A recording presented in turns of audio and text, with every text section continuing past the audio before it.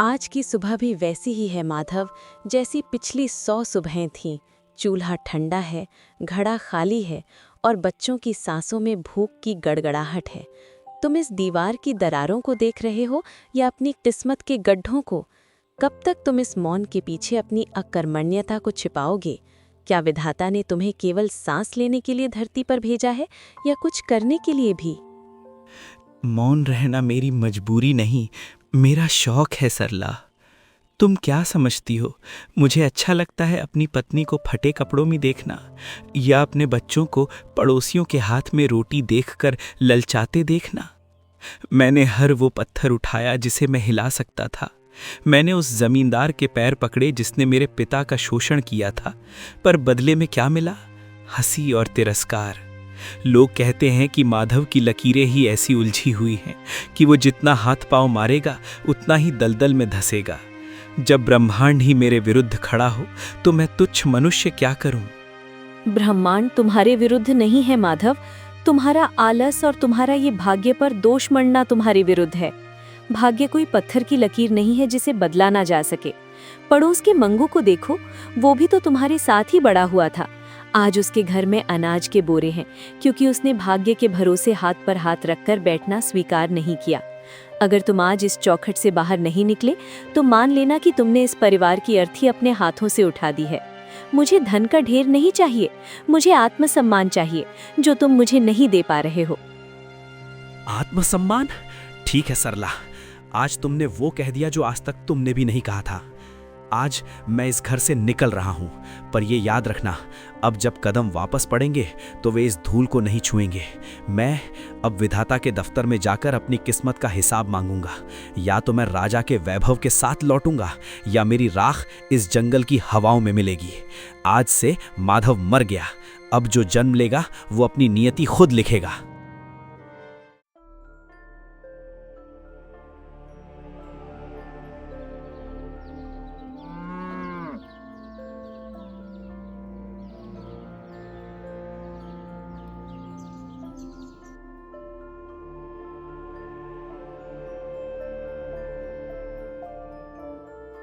हे ईश्वर, क्या ये जंगल ही मेरा अंत है? क्या मेरी किस्मत में भूखा मरना ही लिखा था? सरला ने सही कहा था, मैं एक हारा हुआ इंसान हूं। जो स्वयं को हारा हुआ मान ले उसे ईश्वर भी नहीं जिता सकता माधव, पर जो अपनी खाल उधेड़ने का साहस रखे वो विधाता को भी हरा सकता है। आप कौन हैं?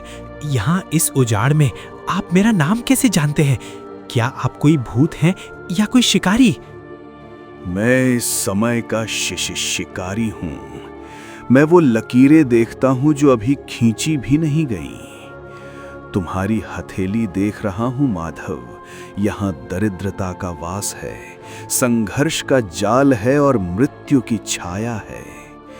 पर क्या तुम जानते हो कि अगर विधाता ने तुम्हें कुछ नहीं दिया तो तुम उसे छीन सकते हो?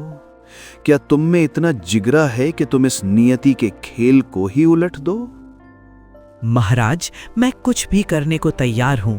मुझे वो अपमान नहीं चाहिए जो मुझे हर रोज तिल तिल कर मारता है। मुझे वो ताकत दीजिए कि गांव का हर व्यक्ति मेरे सामने सर झुकाए। क्या कोई ऐसा मार्ग है? मार्ग है, पर वो रक्त से भीगा हुआ है। मैं अपनी इस अभिमंत्रित कटार से तुम्हारी हथेली की खाल को चीरूंगा। मैं उस पर राजयोग की एक बनावटी पर अत्यंत शक्तिशाली रेखा उकेरूंगा। ये रेखा तुम्हारी किस्मत के बंद दरवाजों को तोड़ देगी, पर सावधान, ये दर्द इतना गहरा होगा कि तुम्हारी रूह कांप जाएगी। और याद रखना, ये भाग्य कृत्रिम, आर्टिफिशियल है। इसे बचाए रखने के लिए तुम्हें बहुत कुछ त्यागना होगा। क्या तुम इस खूनी सौदे के लिए तैयार हो? गरीबी की पीड़ा इस कटार के घाव से हजारों गुना बड़ी है महाराज। आप मेरी खाल उधेड़ दीजिए, मेरा लहू बहा दीजिए, पर मुझे वो लकीर दीजिए जो मुझे राजा बना सके। मैं तैयार हूं, पूरी तरह तैयार हूं। हो गया माधव, अब जाओ।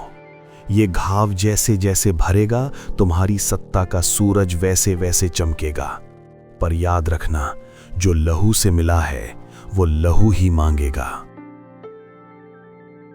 लकीर तो खिंच गई, पर क्या सच में चमत्कार होगा? क्या विधाता को धोखा दिया जा सकता है? महाराज के देहांत के बाद राज्य अनाथ हो गया है। परंपरा कहती है कि आज सूर्यास्त से पहले जो भी परदेसी इस मुख्य द्वार पर शीश नवाएगा वही हमारा अगला राजा होगा, पर कोई नहीं दिख रहा। सैनिकों, देखो इस युवक को। इसकी आंखों में वो तेज है जो किसी साधारण मनुष्य में नहीं होता। परंपरा पूर्ण हुई। यही हमारा नया राजा है। जय हो महाराज माधवेंद्र सिंह की। तो यही है वो राजयोग। विधाता तो देखता रह गया और मैंने तेरी आंखों में धूल झोंक दी। जिस हाथ को तूने केवल भिक्षा मांगने के लिए बनाया था, आज उस हाथ के इशारे पर हजारों सिर झुकते हैं। सरला कहती थी मेहनत करो। बेवकूफ औरत, मेहनत तो बैल भी करता है, पर राजा वही बनता है जिसके पास साहस हो नियति को चुनौती देने का। अब न कोई गरीबी है न कोई अपमान, अब केवल सत्ता है और मैं हूं। महाराज, क्षमा करें इस समय विघ्न डालने के लिए, पर स्थिति गंभीर है। राज्य के उत्तरी गांवों में अकाल ने पैर पसार लिए हैं। अनाज के गोदाम खाली हो रहे हैं और लोग भूख से सड़कों पर दम तोड़ रहे हैं। हमें तुरंत शाही खजाने से स्वर्ण मुद्राएं निकालकर अनाज आयात करना होगा। स्वर्ण मुद्राएं? वीरेंद्र जी, आप शायद भूल रहे हैं कि वो खजाना मेरा है, प्रजा का नहीं। ये लोग कल तक मेरा मजाक उड़ाते थे जब मैं नंगे पैर घूमता था। आज अगर वे मर रहे हैं तो ये उनकी अपनी फूटी किस्मत है। मैं अपने ऐश्वर्य में कोई कमी नहीं आने दूंगा। कल मुझे खजाने में और अधिक स्वर्ण चाहिए। कर बढ़ा दीजिए। पर महाराज, कर तो पहले ही बहुत अधिक है।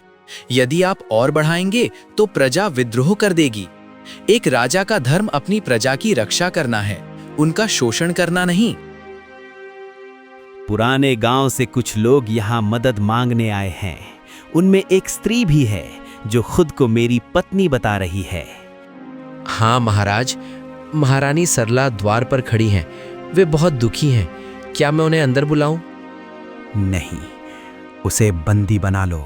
उसे और उसके साथ आए लोगों को राज्य की सीमा से बाहर फेंक दो और उनसे कह दो कि अगर फिर कभी उन्होंने माधव नाम का जिक्र किया तो उनके सिर कलम कर दिए जाएंगे। मेरा कोई अतीत नहीं है। मैं शून्य से नहीं, इस राजयोग की लकीर से जन्मा हूं। जाओ। महाराज, ये आपके पुराने गांव के कुछ प्रतिष्ठित ब्राह्मण और किसान आए हैं। अकाल ने उनकी कमर तोड़ दी है। वे केवल इतना चाहते हैं कि आप शाही भंडार से बीज और थोड़ा अन्न उन्हें ऋण के रूप में दे दें। ऋण? वीरेंद्र जी, आप इन भिखारियों की वकालत कर रहे हैं। माधव अब वो लाचार इंसान नहीं रहा जो इनके झूठे सम्मान के लिए तरसे। आज मेरी हथेली पर ये राजयोग की लकीर है जो मुझे बताती है कि दुनिया सिर्फ ताकतवर के आगे झुकती है। जाओ, अपने विधाता से मांगो। अगर उसने तुम्हें भूखा रखा है तो इसमें मेरा क्या दोष? माधव, सत्ता आती जाती है, पर अहंकार मनुष्य को उस गर्त में गिरा देता है जहां से कोई नहीं निकाल सकता। हम तुम्हें आशीर्वाद देने आए थे, पर तुम्हारा व्यवहार देखकर लगता है कि तुम्हारा विनाश निकट है। जो राजा अपनी प्रजा को ठुकराता है, प्रकृति उसे ठुकरा देती है। चुप रहो। पहरेदारों, इन सब को कोड़े मारकर सीमा के बाहर फेंक दो। इनकी दरिद्रता की छाया भी मेरे महल पर नहीं पड़नी चाहिए। मुझे किसी के आशीर्वाद की जरूरत नहीं। मेरा भाग्य मेरी मुट्ठी में है।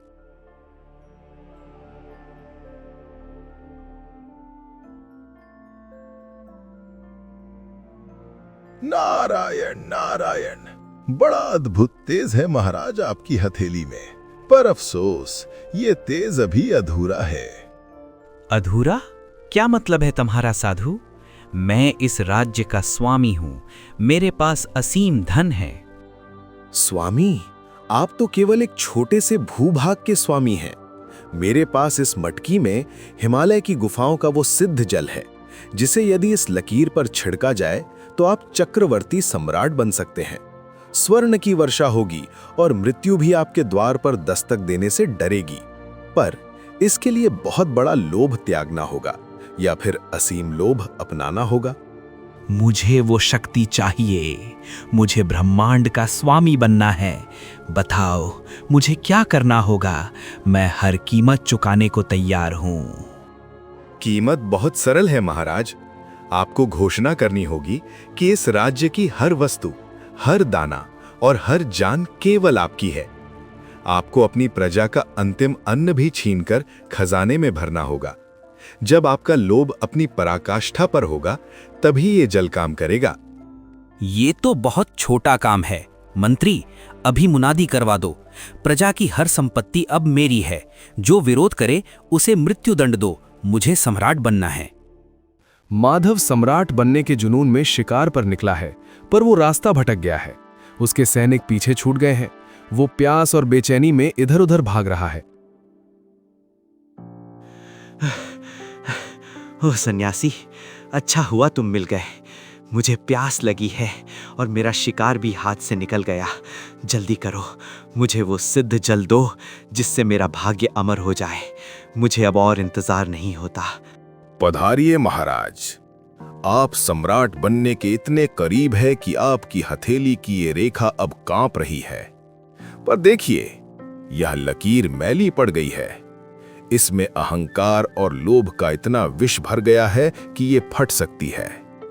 लाइए, मैं इसे शुद्ध कर दूं। हाँ हाँ, जल्दी करो। मुझे वो शक्ति दो कि पूरी दुनिया मेरे कदमों में हो। सावधान माधव, जो छल से मिलता है वो सत्य के एक स्पर्श से भस्म हो जाता है। ये जल नहीं, तुम्हारे पापों का हिसाब है।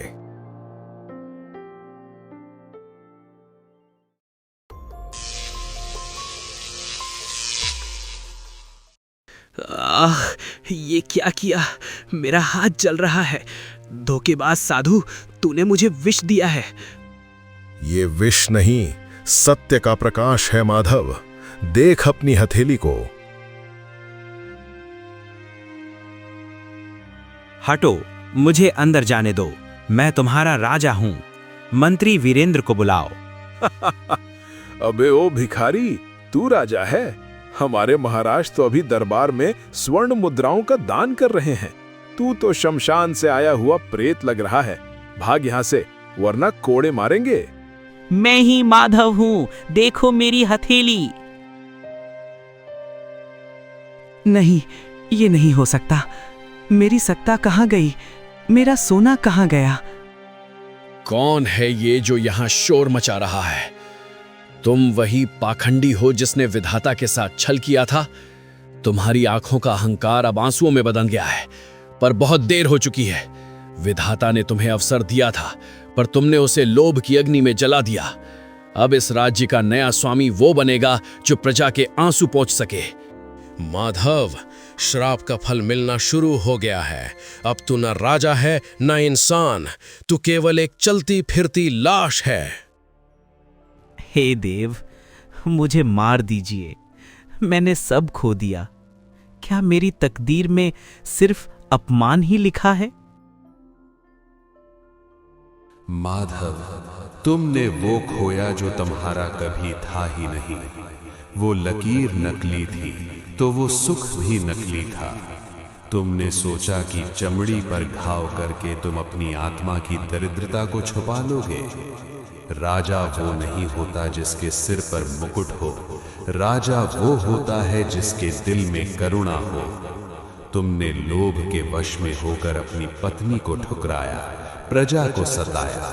अब बताओ, क्या वो स्वर्ण तुम्हारे साथ है? नहीं प्रभु, मुझे समझ आ गया। मेहनत की एक सूखी रोटी उस छल के साम्राज्य से कहीं महान है। मुझे एक मौका और दीजिए। सुधारने का मौका सबको मिलता है। जाओ, उस झोपड़ी में तुम्हारा असली राजयोग इंतजार कर रहा है। और याद रहे, अब लकीर कटार से नहीं, पसीने से बनानी होगी। माधव, आप इस हाल में? कहाँ गया आपका राजमहल? सरला, महल मिट्टी हो गया। मैं राजा बनने गया था, पर मैं तो इंसान भी न रहा। मुझे माफ कर दो। अब मेरे पास न सोना है न सत्ता। केवल ये 2 हाथ हैं जो अब कभी तुम्हारा साथ नहीं छोड़ेंगे। क्या तुम इस अभागे को फिर से अपनाओगी? मैंने आपसे महल नहीं मांगा था माधव, मुझे तो बस मेरा वो माधव चाहिए था जो हार न माने। धन तो आता जाता है, पर आत्मसम्मान ही असली भाग्य है। आइए, कल सुबह से हम मिलकर हल चलाएंगे।